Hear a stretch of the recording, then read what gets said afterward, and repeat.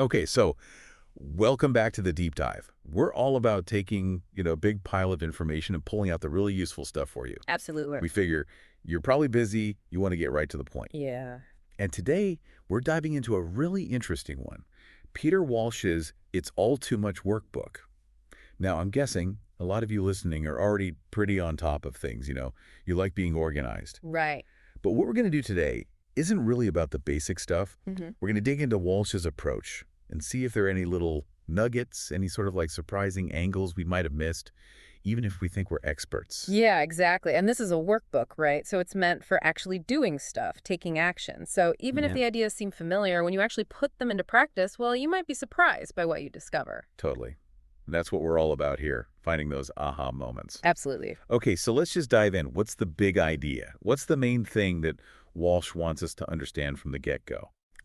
I think what's really cool here is how Walsh starts out. He says, your home is where you live, breathe, rest, love, eat, and create. Right. And it's such a basic idea, but he's saying that clutter gets in the way of all of that. Like it actually prevents us from fully experiencing those things in our own homes. That's a really nice way to put it, because it doesn't matter if you're super organized or just starting out. Everyone wants a home that, works for them. Right? Exactly. It's not about being a minimalist. It's about having a space that supports the life you want to live. Exactly. And to help us really look at our own spaces, the workbook starts with some really direct questions. Okay. They're not just surface level. They're designed to uncover what he calls lurking problem areas, spots where clutter has become so normal that we don't even see it anymore. Okay, so, we're so used to it, it's become invisible. Right. And even someone who thinks they're super organized could probably benefit from these questions, just to, double check. Yeah. So let's try a few just as a thought experiment, for everyone listening. Could you have a party right now without, a crazy cleaning session beforehand? Right. Do you have a mountain of plastic bags that just seems to multiply? Can you actually clear off your desk in under a minute? And when was the last time you actually ate at your dining room table? Oh, yeah. And this one, I think a lot of people can relate to. Do you have to move, laundry, toys, maybe even a kid, just to get into bed? Right. These are real-life situations. Yeah, and the point isn't to make anyone feel bad. It's just to help us see where things might be, a little bit off. Yeah. Places where maybe stuff is getting in the way of us actually enjoying our homes, even if we don't realize it. Right, those little daily annoyances we just accept. Exactly. Okay, so let's say you've thought about those questions and maybe you've noticed a few things. Walsh then goes on to tackle something really interesting. He calls it excuse busters. It's all about those reasons we give for holding on to clutter. Yeah. What's the thinking behind, directly calling out those excuses? I think what's really insightful here is he recognizes that those reasons, a lot of times, they're not really reasons. They're more like defenses. Like stories we tell ourselves to feel better, even though they might be holding us back. Yeah. So by facing those excuses head on, Walsh wants to help us break down thinking that supports the clutter in the first place. Changing your mindset, right? Exactly. Moving from excuses to honestly assessing the situation. So instead of just cleaning up, we're actually trying to understand why we have clutter in the first place. Yeah. Okay, so what are some of those common excuses he talks about, and what are the busters he suggests? One that everyone uses is, I might need it one day. Oh yeah, that's a classic. And Welsh's response is, if I can't use it today, right now, in my current life, then I don't need it. And he even adds, just in case, thinking keeps you from living in the present. Ooh, I like that. It's a powerful shift. Right, it forces you to really think about, the value of that thing right now. Yeah, and what you might be missing out on by keeping it. Okay, what's another common excuse? Another one is, I don't know how it got like this. Right, it just magically appeared. Right. And Walsh says, it doesn't matter how the clutter got there. What matters is that you get rid of it. So it's not about dwelling on the past. It's about taking action now. That's a good point. Sometimes we get so stuck analyzing how things got messy that we never actually get around to cleaning up. Right. Are there any other excuse busters that really stood out to you? Yeah, this one comes up a lot, especially when people live together. All this stuff isn't mine. I'm just holding it for someone else. Oh, yeah, the dreaded other people's stuff. Exactly. And Walsh is pretty clear on this one. He says, if it's not yours, get it out of your house. Yeah, no excuses. It's about setting boundaries. Your home shouldn't be a storage unit for other people's things. Totally. And you mentioned earlier the power of language, how calling these things excuses instead of reasons can actually make a difference. Right. It's a subtle change, but it helps us question those justifications. Right, like, are these actually good reasons? Exactly. Okay, so now we're thinking more critically about our clutter. Where does Walsh want us to go from here? He wants us to think about our homes as a reflection of ourselves and our goals. Like, he compares it to curb appeal, the first impression your house makes from the outside. Okay. But he wants us to think about the curb appeal of the inside. Like, what's the first impression you get when you walk in the door? What does it say about you? I like the curb appeal of your own space, not just for other people. Right. And he asks you to think about how you imagined your home when you first got it. Like, what kind of life did you picture yourself having there? And then he asks, was being surrounded by clutter part of that vision? I'm guessing for most people, the answer is no. Right. And seeing that disconnect between what we want and what we actually have can be a really strong motivation to change. And he talks about money too, right? Yes, he says that our home is a big financial investment just as much as it is an emotional one.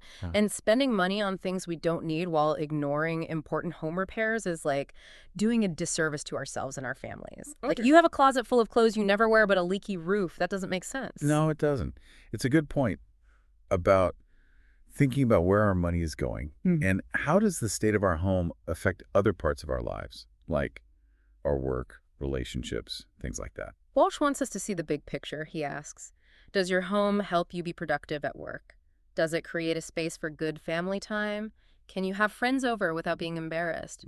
Does your home reflect your accomplishments and help you feel good about yourself? He's saying that our surroundings really affect our inner state and our ability to do well in different areas of our lives. Right. Our physical space impacts our mental and emotional space. Now, for those of us who live with other people, how do we get everyone involved in this whole decluttering thing? This is so important to Walsh. He says, the house is for the whole family. Okay. So everyone needs to be involved if you want real change to happen. Makes sense. He says, if people are involved in the process, they'll be committed to the outcome.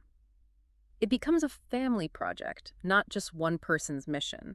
It's about teamwork. Yeah. So how do we get everyone on board? He suggests using vision boards where everyone can visually show what they want each room to feel and look like. Oh, that's a good idea. It makes the conversation more concrete. You Yeah. know? He also talks about room function charts. This is where each person thinks about how they use each room, how they'd like to use it, and what needs to change. Okay. Then everyone comes together, compares their charts, and tries to come up with a plan that works for everyone. It's a great way to start talking and maybe uncover some, like, hidden conflicts about how people are using the same space. Right. And he suggests using questions like, what do you want your friends to feel when they come into this room? What's the most annoying thing about this room right now? Right.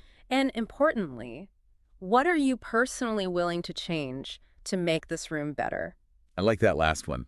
It's about taking responsibility. Exactly. It's not just about complaining. It's about actually doing something to improve things. Right. And he makes it clear that even parents don't always have the final say. Everyone needs to compromise and respect each other's opinions. Okay, so we've talked about the big ideas, identified some problem areas, tackled our excuses, thought about how our home reflects who we are, and we've talked about getting the whole family involved. Now, what are some actual steps we can take to start decluttering? He has a system called the FAST Kickstart. It's meant to be a quick win to get you going so it doesn't feel so overwhelming. I love that, a kickstart. So what does FAST stand for? F is for fix a time. Like, schedule it in your calendar, treat it like a real appointment. A is for anything not used for 12 months, get rid of it. That's a simple rule to follow. Yeah, no more holding on to things just in case. Right.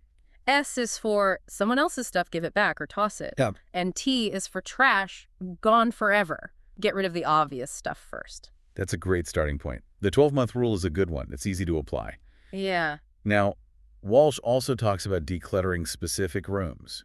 Let's start with the master bedroom. He calls the master bedroom the heart of your relationship. He says it's a haven, and clutter in the bedroom can really affect peace and connection in the family. Yeah, that makes sense. He even asks you to think about your bed. Is it actually comfortable and inviting? And then there's the closet. He tells this funny story about someone who had 22 pairs of khaki pants. 22. That's a lot of khaki. Yes, it shows how easy it is to lose track of what we have. Totally. So what are some tips for tackling the bedroom closet? He likes the one in, one out rule, especially for shoes. He also says to organize your clothes by type, but also by color and style. Okay. That way you can really see what you have and avoid buying duplicates. Makes sense. What about kids' rooms? Those can be a challenge. He knows kids' rooms change a lot as they grow, but he says it's important to teach kids how to keep their own spaces tidy. Okay. He talks about creating kids' bedroom zones, areas for sleeping, clothes, homework, toys. Mm-hmm. It helps create structure. Right. And he's a big fan of the one in, one out rule for toys, too. It teaches kids about making choices and letting go. Yeah, that's a valuable lesson. Yeah. And what about all the artwork kids bring home? He says to think of it as a ceremony, not a purge. Like, choose the pieces you really love and find a special way to keep them. I love that. A ceremony, not a purge. It feels so much more respectful of the child's creativity. Right. What about the living room and family room? Those tend to be dumping grounds for everything. Walsh says that's because they're supposed to be everything to everyone, which can make them lose their purpose. He says to have a family meeting and decide what the main function of those rooms should be. Okay. For DVDs, video games, CDs, he suggests putting them in categories, labeling everything clearly, and using the one in, one out rule. Okay. For books, he's pretty strict. If they don't fit on your shelves, they shouldn't be in your home. He also talks about magazines and catalogs, how they can really pile up.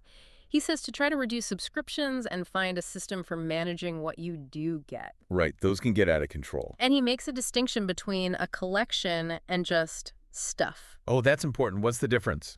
A collection is something you carefully choose and take care of. It has meaning. Stuff is just random things you accumulate. I get it. It's about intention. Exactly. What about the home office? That's another place that can get out of hand quickly. He's really big on managing paper in the office. He says to sort mail as soon as it comes in and find ways to stop junk mail. Okay. He has this idea of a tax trash calendar to help you know when it's safe to throw out financial documents. Well, that's clever. He also talks about digital clutter, like organizing your computer files and managing your email inbox so they don't become overwhelming. Right. Digital clutter is a real thing, too. Yeah. Okay, how about the kitchen? That's the heart of the home for a lot of people. He agrees. He calls it the true heart of the home. He talks about the magic triangle, which is the space between the sink, the fridge, and the stove. Okay. He says to keep that area clear because that's where most of the work happens. Makes sense. He talks about common kitchen clutter, like too many gadgets or pots and pans. Right. He suggests using a keep box and a lose box to decide what to get rid of. And he recommends using drawer dividers and other organizers to maximize space. Okay, so you're really thinking about how to use your space effectively. Yeah. What about the dining room? It seems like that room often becomes a catch-all for everything. Walsh is adamant about this one. He says the dining room is for meals, period. Don't let it become a dumping ground. He even questions why people keep fancy dishes they never use. Yeah, if you're not using it, why keep it? Exactly. Okay, how about bathrooms? Those are small spaces, but they can get cluttered too. He focuses on what he calls the personal and products zones. He says to give each family member their own space for toiletries, maybe a caddy or a drawer. And he says to regularly clean out the medicine cabinet and under the sink, getting rid of expired products and duplicates. Right, those are good places to start. What about those bigger storage areas, like the garage, basement, attic? Those can be real black holes for stuff. He says those are the places where we tend to keep things we don't really need anymore. He says to really think about what's worth keeping and try to get things off the floor, use shelves and vertical space. Okay. He even suggests pulling everything out once a year so you can really see what you have. Wow, that's a big job. It is, but it can be really helpful.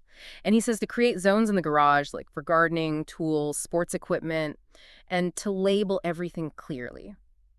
He also talks about specific things like paint, chemicals, and holiday decorations, making sure you're only storing what you need. So we've gone through each room. But how do we stay clutter-free? It's not a one-time thing, right? You're right, it's an ongoing process. Walsh talks about the one in, one out rule as a key to preventing clutter from coming back. Okay, so for every new thing that comes in, something old has to go out. Exactly.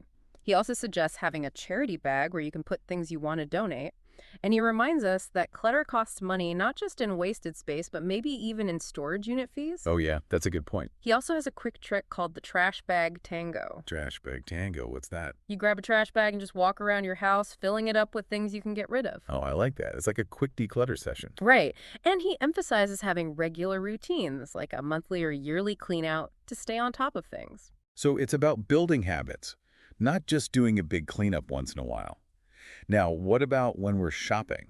How can we avoid bringing more clutter into our homes in the first place? He says to check what you already have before you buy something new. Okay, good point. Make a shopping list and stick to it. And if you're tempted by something you don't really need, wait 48 hours before you buy it. That's a good one. He also suggests having an experience fund instead of buying more stuff, like save up for a trip or a concert instead of another sweater. I like that. Experiences over things. Right. And he's a big fan of sustainable practices, like repairing things instead of throwing them away, repurposing things, and shopping secondhand. Yeah, those are all great tips. Well, this has been a really interesting look at Peter Walsh's It's All Too Much workbook. Even if you think you're already pretty organized, there's a lot to learn here. I agree. It's not just about being tidy, it's about creating a home that really supports your life and values. So for everyone listening, think about one little area in your home that could use some attention. What's an excuse you've been using to justify the clutter there? Hmm. And what's one excuse buster we talked about that you could use to finally tackle it? And think about this. If all that clutter magically disappeared, how would you feel? Right. Would you even miss it? Or would you feel a sense of freedom? That's a great question to think about. We'd love to hear your thoughts on this deep dive. Thanks for joining us. Thanks for having me.